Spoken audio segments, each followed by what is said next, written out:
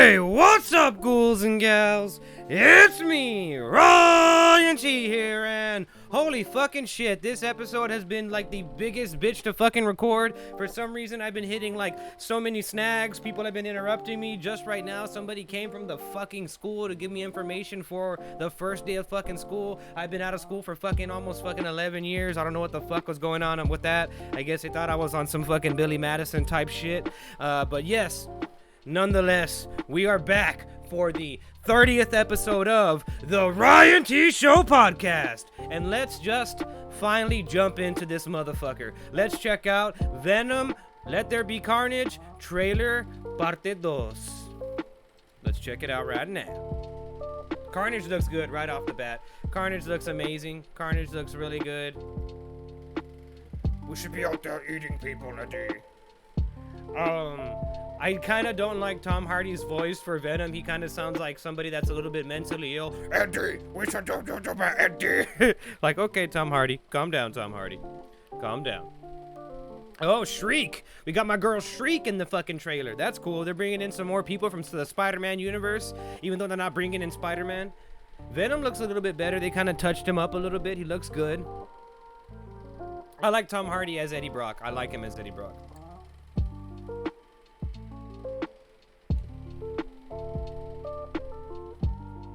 Woody Harrelson looks so much better with that fucking new wig. At the end of the first Venom, they showed him with that curly ass fucking pubic hair like wig, and it looked fucking atrocious and fucking terrible. I am so glad he doesn't have that wig. Why did he bite him? Oh my god, Hannibal Lecter over here, fucking Mike Tyson over here, taking chunks out of people's fucking bodies with his fucking dentures and shit. God damn, oh, that looked crazy. That looks scary. That looks scary as hell. If somebody around you ever does that, ghouls and gals, it's time to get the fuck out of the vicinity because they're possessed by some sort of alien deity or some sort of fucking devil possession. Damn, Carnage looks fucking good. Carnage looks real good. Holy shit, this looks good. This has the potential to kind of have some good horror movie type vibes, which I hope it does because I've been waiting for a Venom anything to kind of have some horror movie vibes. Venom needs to have fucking horror movie vibes. It's fucking Venom is a character that's an alien symbiote that fucking eats people's fucking brains. It needs to have some sort of horror vibes. Oh, I like that they're kind of playing off. Oh shit, that's a red one. I mean, it's funny, but I don't like that Venom's kind of bitched out. That Venom's like, I don't want to fight against that one. Granted, Carnage does look like he has better powers than Venom, or different powers rather than Venom. Which I would think, didn't they figure out that like sound hurts him? Right? Did they do that in the other Venom movie? That sound hurt them? Hopefully Eddie Brock remembers that in this movie, and he's like, oh, I'll just use sound to hurt him. Man, it really looks like they're doubling down in the humor in this film, which I don't understand why comic book movies always want to be like rooted into the humor element. They could do so much more if they just kind of got rid of that humor element. Venom, Let There Be Carnage looks pretty fucking good. I want to check it out. I really enjoyed the first one. I know there's a lot of like comic book purists out there that were like, oh, that I kind of scoffed at the first Venom movie. Well, the first Venom movie was a big dumb action movie, and this looks like as silly as the fucking first one, as goofy as the fucking first one, and I'm here for it. I'm fucking here for it. I want to see him fight against Carnage. I want Carnage to get his due diligence on the fucking live screen or wherever we fucking see it. That's depending on the fucking Delta variant where we fucking see this movie. This movie could get eradicated by another fucking symbiote known as the fucking COVID-19. So that could fucking happen. So just be on the fucking lookout for that. Hopefully that won't happen because I think this movie's coming out really fucking soon. I think when is fucking Venom Let There Be Carnage coming out? I really should have looked that up before I did this podcast, but you know what, ghouls and gals, that's fine. We're not perfect. We look up shit, and Venom Let There Be Carnage is coming out September 24th, 2021. So chances are that one's not getting delayed. That one's not getting put on the shelf. That one's not going to any sort of streaming service that I'm aware of or anything like that. So yeah, Venom, Let There Be Carnage. What did you think about the trailer? I thought it was pretty fucking good. I like that they have Shriek in there. I like that they have Carnage in there. Woody Harrelson looks good. It looks like Shriek's gonna get her powers amplified by her own Venom symbiote. How that happens, I don't know. Maybe we get to see kind of like all of the gang of like Venom characters. I remember they had that comic book where they had like a female Venom that had like flame hair. They had another Venom that was like green. They all had like different abilities and stuff like that. So that'd be really fucking awesome if they did that in this fucking movie. Moving on to another film franchise that is turning into a fucking series on Amazon Prime.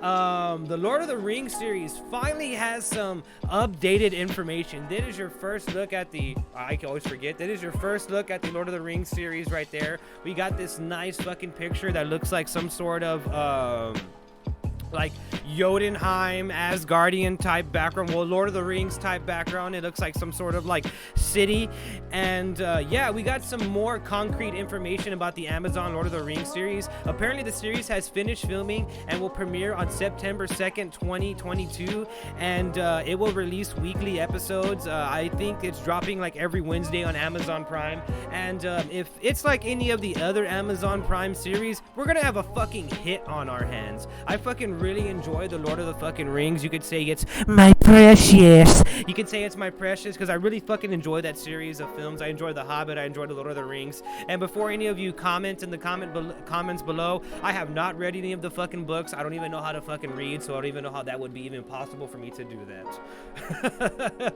But yeah, Lord of the Rings Amazon series is officially coming to the Amazon Prime Video, and it's going to premiere on September 2nd, 2022. And they also released the official synopsis for the show, which is as follows. Amazon Studios' forthcoming series brings to screens for the very first time, well, not for the very first time, the heroic legends of the fabled Second Age of Middle-earth's history. The epic drama is set thousands of years before the events of J.A.R.R. Tolkien's The Hobbit, The Lord of the Rings, and will take viewers back to an era which great powers were forged, kingdoms rose to glory, and fell to ruin. Unlikely heroes were tested, hope hung by the finest of threads, and the greatest villains that ever flown from Tolkien's pens threatened to cover all of the world in darkness.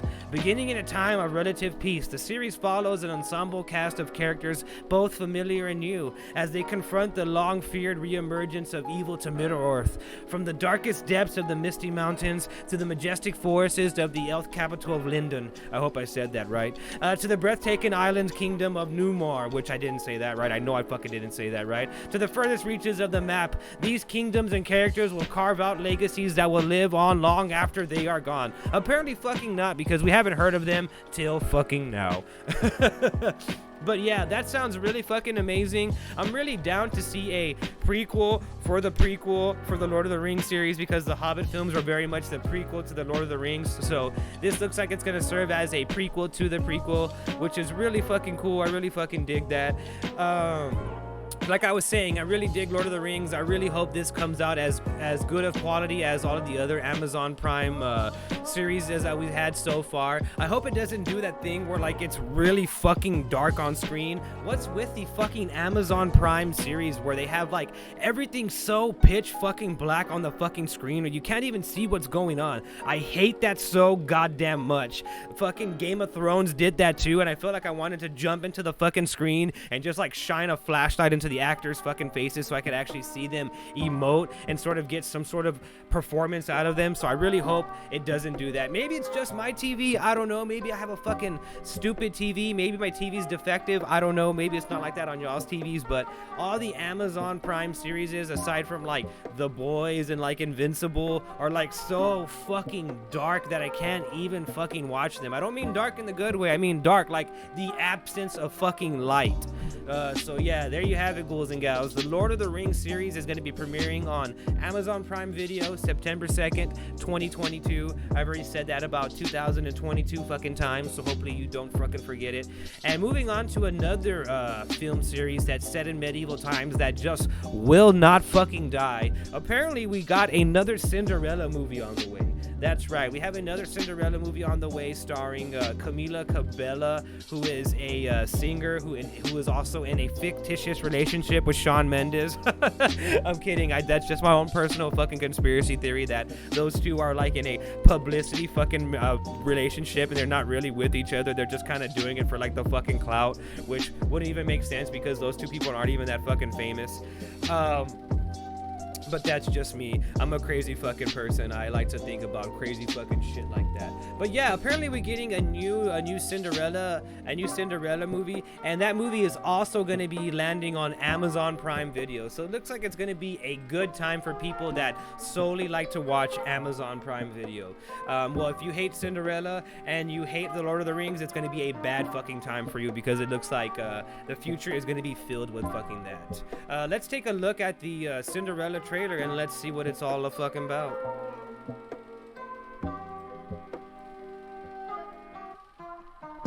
This is it. It's a musical. I don't like, oh god, dresses by Ella. Jesus fucking Christ. Are you gonna make them under your umbrella, Ella, as well? Jesus Christ. Well, she's not a businessman. She's a businesswoman, you jackass dickhead. Oh my god, Idina Menzel looks fucking terrifying. She needs to let it go. Yes, I'll be here all week. Thank you, thank you. What's with them just not wanting to use actual rats? Like, CGI animals look really fucking terrible. Like, we don't have the technology yet. Like, CGI rats look really bad still. Cinderella, you need to go to the ball. We're all hardcore bitches. What a bitch move. She just threw like ink on her fucking pink dress. Come on, stepmom. You're being a fucking step bitch. Oh god, this is kind of cringe. I'm sorry, this is cringe. I have no problem against Billy Porter, but that is so fucking cringe. Billy Porter is kind of cringe in general, to be honest with you. Like, I have no problem with Billy Porter. No problem with Billy Porter. It's just everything he does is really fucking cringe. The Cinderella looks very sweaty. She looks really sweaty for some reason. Why is James Corden in this? James Corden is in fucking everything. Anything that has like a hint of like being a musical, I'm annoying fucking Corden is there. I can't be the only one that's like fucking done with James Corden. I'm tired of seeing James Corden. I don't want to see him on my screen anymore. Huh? What about my work? Huh? Man, Pierce Bronson is looking like fucking Colonel Sanders with that beard and mustache. That's funny, I just watched a movie with Pierce Bronson. I just watched False Positive, and that was a fucking false positive fucking experience for me.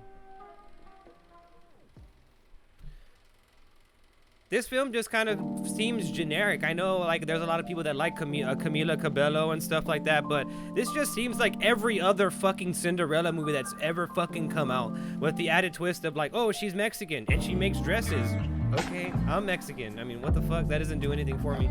I mean, this film just really just feels redundant at this point. Like, we've had so many fucking Cinderella movies that do we really need another fucking Cinderella movie? And I was talking about this on Twitter, and somebody was like, oh, it's a different Cinderella movie. It's different. How is it fucking different? It's the same tired ass fucking shit that we've got time and time and time and time of fucking again. I don't know how many fucking Cinderella movies we need to fucking watch, how many times we need to see her pull up in that old busted ass horse and carriage, how many times we need to see her put on those glass fucking slippers, which, oh my fucking god, can you imagine wearing glass fucking slippers? Your feet would look like they got tenderized by a fucking hammer. Jesus fucking Christ.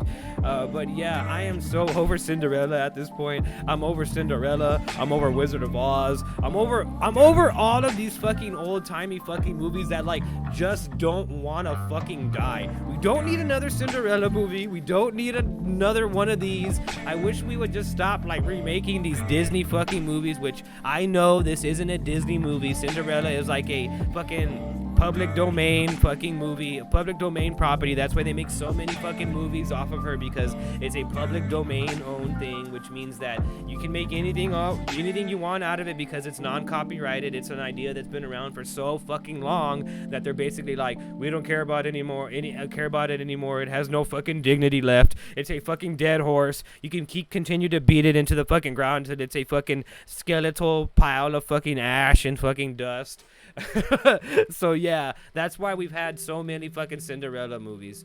And Cinderella who needs a fella who wants to just create a fucking dress is going to be hitting Amazon Prime Video on February 4th, 2021. So just in time for Valentine's Day for you to drag yourself to fucking watch it, or for your girlfriend to go ahead and drag you to watch it with.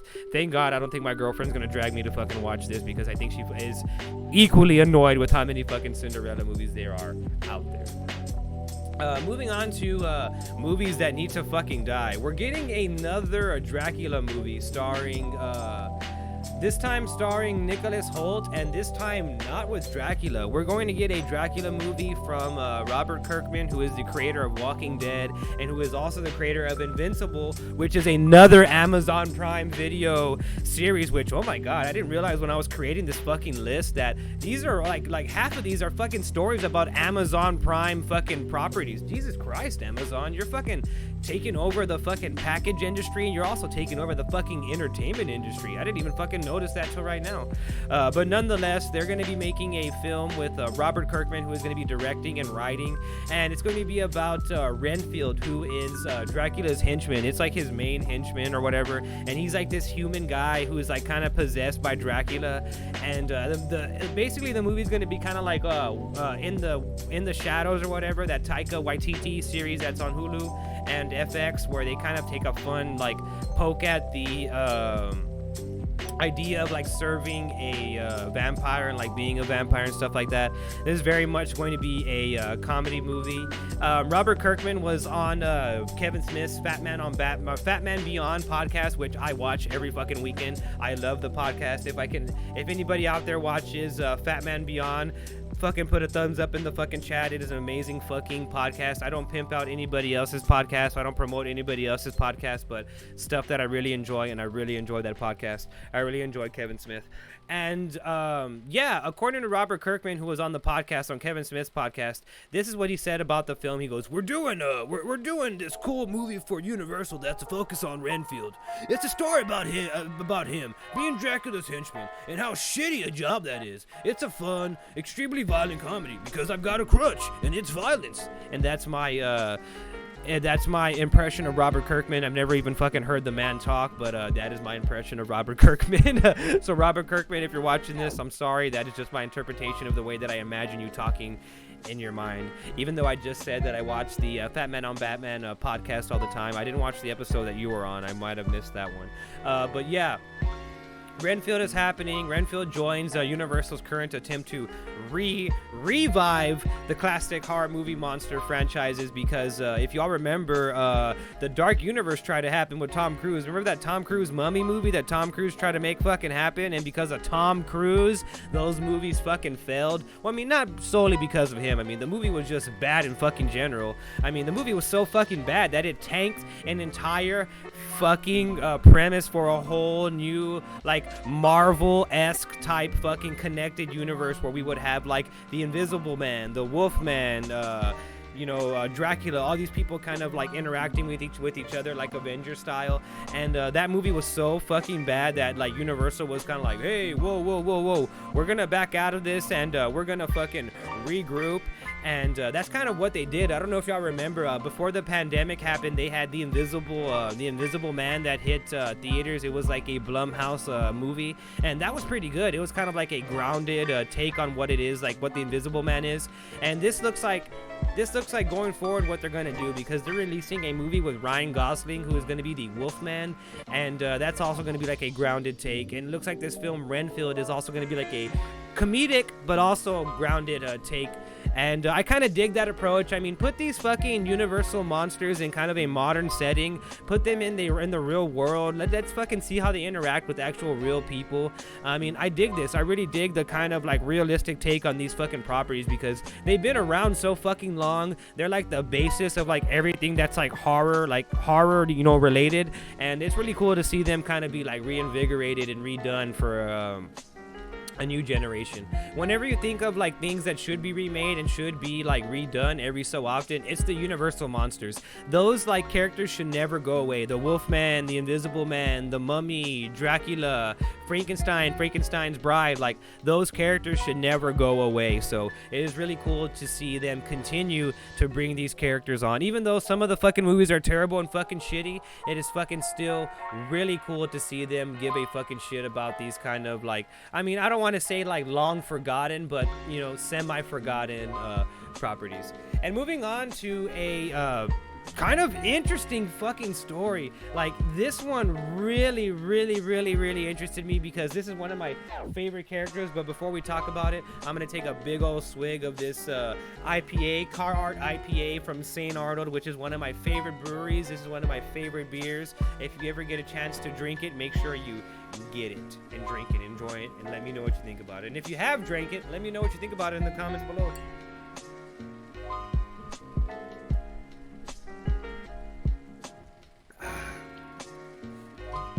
Nothing like a cold, refreshing beer. All right, moving on to our next story. Exolo Mandelo is his name. He's the guy from Cobra Kai. He plays, let me look up his character's name, and I should know this. I fucking like Cobra Kai. I'm waiting for season 3 of Cobra Kai, which we also got some news for Cobra Kai season 3. Apparently it's coming out in not season 3, rather season 4 is going to be coming out in December. And he plays Robbie. He plays Robbie in Cobra Kai. And according to what's on Netflix, Cobra Kai season 4 has wrapped filming, is continuing to Netflix in December 2021. Oh, it's coming this year. So it's coming in a couple of months. But we're not here to talk about Cobra Kai. We're here to talk about my man Jaime Reyes, aka the Blue fucking Beetle, man. Exolo Mandelo over here, aka Robbie from the Karate Kid, aka Cobra Kai, is going to be playing the Blue Beetle, or is actually in talks to play the Blue Beetle, and an HBO Max film that they're going to make about Jaime Reyes, who Jaime Reyes, if y'all don't know, is the second Blue Beetle. There's been a couple of Blue Beetles. Jaime Reyes is a second Blue Beetle. He is an El Paso teen who finds the ancient scarab that the original Blue Beetle, Ted Kord, doesn't want to use, for the simple fact that he doesn't know what it's going to do, because the Blue Beetle scarab is kind of like an Iron Man armor, but it's like kind of like this alien fucking armor, you know what I mean? It merges with his like spine, and it kind of goes all around him, and it can kind of do anything that he wants. So yeah, that's who Blue Beetle is. And apparently the film is going to be pinned by Miss Bala and the upcoming Scarface reboot writer Garrett Dunn, Al Kohler. I'm terrible with the fucking last names, I'm sorry. And it's going to be directed by Angel Manuel Soto. So it's going to be cool to see like Mexican people are working on a Mexican movie for a Mexican character. So that's really cool. I'm really interested to see these upcoming HBO Max DC properties, because we're gonna get Blue Beetle, we're gonna get Batgirl, we're gonna get Teen Titans season 3 that's coming out pretty soon. I think it's coming out on August 24th, so that's coming out this month. So there's gonna be a lot of stuff coming to HBO Max in the upcoming future, as as far as like DC Comics goes and stuff like that. And speaking of DC Comics and HBO Max, I got to watch The Suicide Squad yesterday. I really enjoyed it. I'm going to give you, ghouls and gals, my film review for it on probably Sunday or Monday. I'm going to post that up there, and so you ghouls and gals can check it out. But yeah, I really enjoyed that, and I think I'm really going to enjoy the Jaime Reyes / Blue Beetle movie, and I really think I'm going to enjoy the Batgirl HBO Max movie, which they already cast Batgirl for that movie. Apparently who's going to be playing Batgirl is this one actress here. She's a Mexican actress. Her name is Leslie Grace. She comes out in The Heights, and she's going to be portraying Barbara Gordon / Batgirl in the upcoming HBO Max film. And this is going to be Grace's first starring role in her second starring role. She was like I said, in The Heights. So yeah, we got a lot of really cool, promising things coming out in HBO Max. It is a good time to be an HBO / DC Warner Brothers fan. What it's not a good time to be is a Marvel / Marvel slash Disney's actor, because this woman right here is suing Marvel. Black Widow herself is suing Marvel. Scarlett Johansson is suing Marvel slash Disney Studios. And honestly, an unexpected turn of events, because I didn't even see this coming. It seems that Black Widow herself is suing Disney over the solo Black Widow film. Johansson claims that Disney basically fucked her out of a good amount of money by releasing Black Widow to Disney Plus on the same day as it was released to theaters. So yeah, if y'all remember, there's this thing going on called COVID-19 pandemic, and DC and HBO Max and Disney Plus are kind of like releasing their big movies to the platform like the same day as movie theaters. Well, what WB and HBO Max did was like, hey, well, we're gonna compensate you. We're gonna give you a little bit more money because these are like unforeseen circumstances, and we're gonna pay you even though we put it to the streaming service. We're still gonna pay you your back end. Well, apparently Disney didn't do that with its actors, and like I said, it basically fucked her out of a good amount of money by releasing Black Widow to Disney Plus on the same day as it was released to the theaters. And so Scarlett Johansson is like rightfully fucking pissed off about that. She is owed some fucking money, because I don't know if y'all know, but if a movie does a certain amount of money, actors are entitled to a certain amount of sort of like a raise, like some money on top of the money that they already got. And apparently Scarlett Johansson didn't get that, or wasn't eligible for that, after Disney Plus Disney / Marvel Studios put the Black Widow film on Disney Plus. And honestly, all this fucking drama and hoopla over a film as mediocre as Black Widow is honestly so fucking entertaining. This drama surrounding Black Widow itself is more entertaining than the fucking film itself. I mean, Black Widow, the film, was mediocre at best. This fucking drama is fucking chef's kiss, A+. It's fucking amazing. I really love it, because Disney did a clap back at Scarlett Johansson. They were like, hell no, Scarlett, you're not about to fucking treat us like that to fucking day. You're not about to drag us through the mud. Here, where are your receipts, bitch? And this is fucking Disney's official fucking statement from the Mouse himself. The Mouse House was like, there is no merit whatsoever to this filing. The lawsuit is especially sad and distressing, and it's callous disregard for the horrific and prolonged global effects of the COVID-19 pandemic. Disney has fully complied with Ms. Johnson's contract. Furthermore, the release of Black Widow on Disney Plus with Premier Access has significantly enhanced her ability to earn additional compensation on top of the $20 million she has received to date. That was my interpretation of Mickey Mouse reading this statement to the press. And honestly, what all this boils down to is a greedy multi-billion-dollar corporation having a public spat dispute with a multi-million-dollar actress. Pay her fucking money, Disney, if you owe it to her. If not, Scarlett Johansson, shut the fuck up and stop being a goddamn Karen. Just take your $20 million, go to some fucking private island and count those fucking money. But again, if Disney does owe her that fucking money, they need to pay my girl her fucking money. Disney cannot be pushing around these fucking actors. They cannot be pushing around fucking their talent. They need to fucking learn that, they're not God. They're touchable. They're not untouchable. And a lot of these actors, what they're going to end up doing is they're going to end up suing. They're going to end up suing like Scarlett Johansson. Scarlett Johansson is going to set the trend for a lot of other actors.